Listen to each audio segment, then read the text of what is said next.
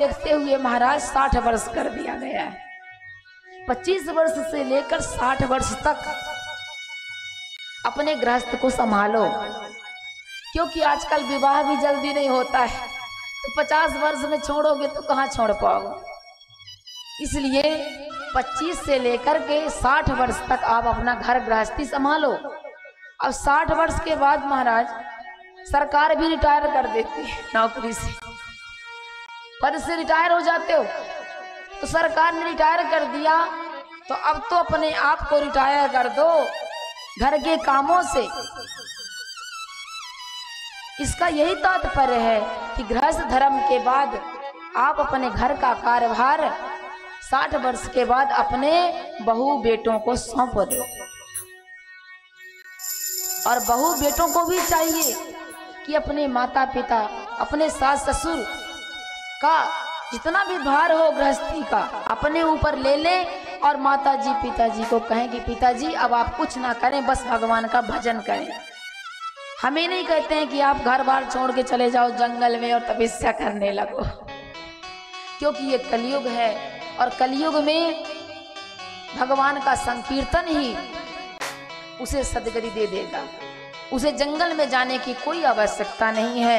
आपको मन से छोड़ना है। तन से भले परिवार के रहो पर मन से सिर्फ परमात्मा के हो जाओ। उसे ही वानप्रस्थ कहते हैं। उसके बाद संन्यास आश्रम आता है। तो इस प्रकार कर्दम मुनि चले गए और माता देवहूति अपने पुत्र के पास जाती हैं। कहती हैं, बेटा मैं जानती हूं कि तुम कोई साधारण बालक नहीं हो और आज मैं तुम्हारे पास अपनी एक दुविधा को लेकर के आई हूं। कौन सी दुविधा? बेटा मुझे इस दुनिया का सर्वोत्तम पति प्राप्त हुआ, क्योंकि कर्दम मुनि जैसे पति सबको मिलना आसान नहीं है। बेटा मुझे तुम्हारे जैसा पुत्र प्राप्त हुआ। मुझे दिव्य कन्याएं 9 कन्याएं प्राप्त हुई, लेकिन फिर भी ना जाने मेरे मन को शांति क्यों नहीं मिल रही है। अभी भी ये मन बड़ा व्यथित है। इस मन को परिपूर्णता क्यों नहीं मिल रही है। मेरे मन में ये प्रश्न उठ रहा है कि जीवन में सब कुछ होते हुए कुछ कमी सी क्यों लग रही है। देखिए बड़ा प्यारा प्रश्न है, बड़ा ध्यान से सुनिएगा मैया,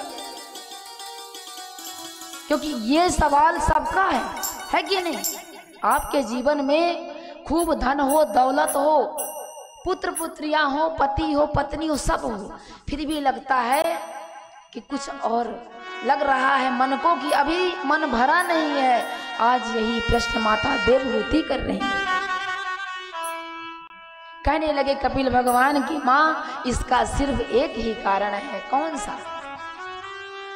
पूर्णमदः पूर्णमिदं पूर्णात् पूर्णमुदच्यते पूर्णस्य पूर्णमादाय पूर्णमेवावशिष्यते।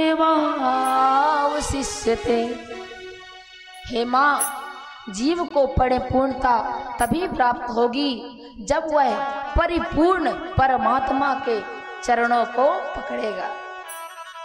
जब अपना संपूर्ण जीवन भगवान को अर्पण कर देगा कि हे नाथ आज से मैं आपका हूं, तो भगवान भी आपके हो जाएंगे।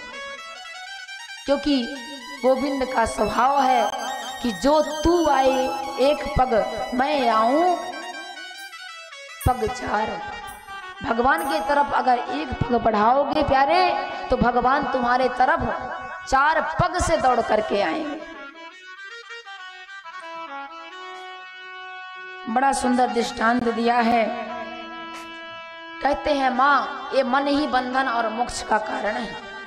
जिस प्रकार एक ताला होता है और ताले की चाबी होती है, उस चाबी को इस तरफ घुमा दो तो ताला बंद, और इस तरफ उल्टा घुमा दो तो ताला खुल जाता है। उसी प्रकार इस शरीर का जो मन है वह चाबी है। अगर इस मन को परमात्मा से जोड़ दिए तो मन शांत हो जाएगा, उसको शांति मिल जाएगी, वह परिपूर्ण हो जाएगा। और अगर इस मन को विषयों की ओर मोड़ दिया तो मन आपका पूरी जीवन भर रोता रहेगा, तड़पता रहेगा, उसको कहीं शांति मिलेगी, वो आपको सीधे सीधे जीने नहीं देगा। तो क्या करना है अब? अपने मन को भगवान को सौंप दो, क्योंकि ये मन को सुधारना हमारे और आपके बस की बात नहीं है, इसे परमात्मा का डंडा ही सुधार सकता है। तो आइए आज प्रेम से कहें कि हे भगवान, आज से हम आपके हैं और आप